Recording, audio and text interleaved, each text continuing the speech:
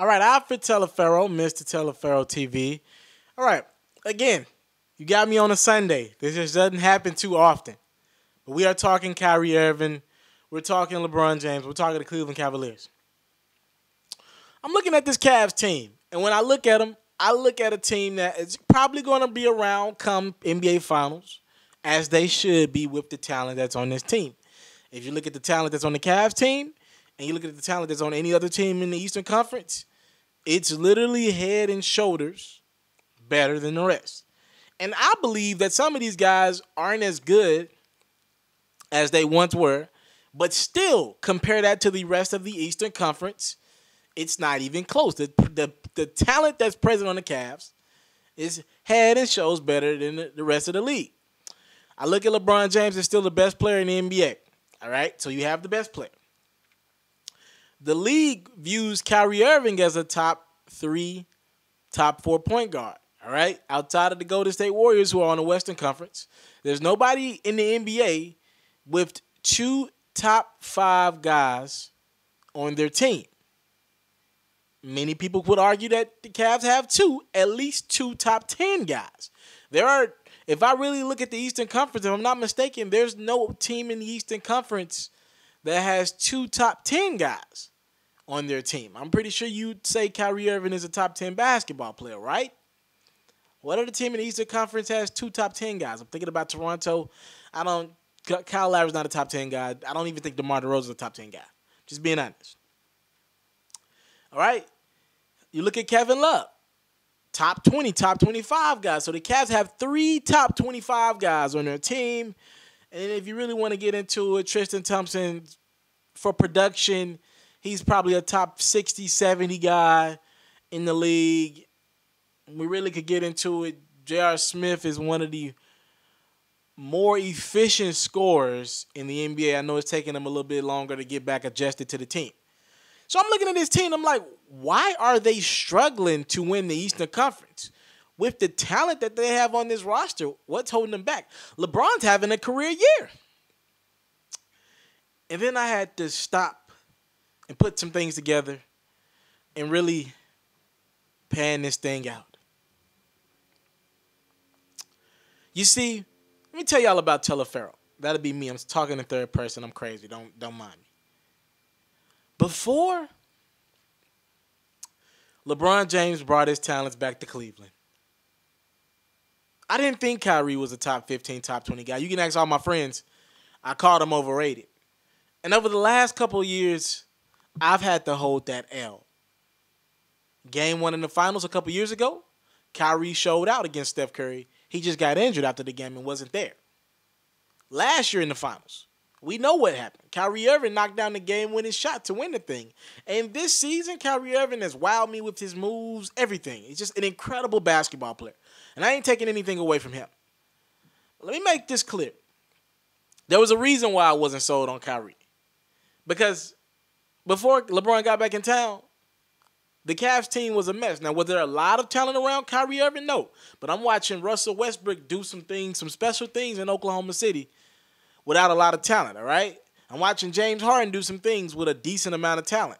Now, I won't even go as far as say Kyrie Irving and the Cavs were as talented as the Thunder were. I won't go as far as to say that. I'm just saying that team couldn't make the playoffs. That team got blew out by 50 points against the Lakers, if I'm not mistaken. Something like that. They got blew out by 50 against somebody. I'm just thinking to myself, is Kyrie Irving a superstar when LeBron James is not on the court? Makes big shots. A clutch guy. Don't get me wrong. One of the clutches. I'd argue that he might be the clutchest guy in the NBA right now. You can't argue with a guy who made a game-winning 3 to win his team a championship. But every clutch shot he makes, for the most part, number 23 is on the court. And I won't go as far. I tweeted out that I think Kyrie's a really, really good player. And now I'm starting to question if I think he's a superstar because he can go out and put up 40 points, 35 points. He can go out and wow you with his numbers. A great scoring guard.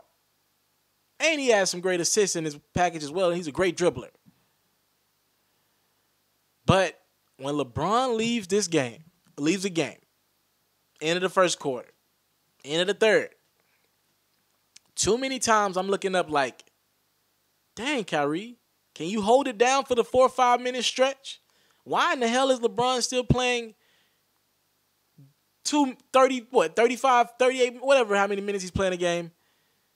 Still pretty much the top guy in minutes in the league. At his age, at 33, 34, LeBron shouldn't be averaging the most minutes in the NBA. Well, if you got 2 top 10 guys on your team, that other top 10 guy has to be held accountable for some of this stuff. Win or lose, LeBron gets the blame. When LeBron rests, it's a big deal. Well, why are we not holding Kyrie Irving to a certain standard? Because I'm going to tell you what's happening. Y'all know I keep track of this league, and I follow this league to the best of my abilities. Kyrie Irving's legacy is not moving to me.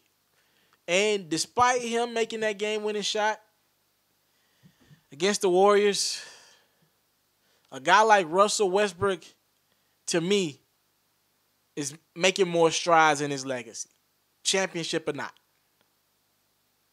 Steph Curry, when it's all said and done, 2 MVPs to his name. Kyrie's probably not going to have any MVPs in the finals. Plays with LeBron. Probably not going to have any MVPs in the regular season for any time soon.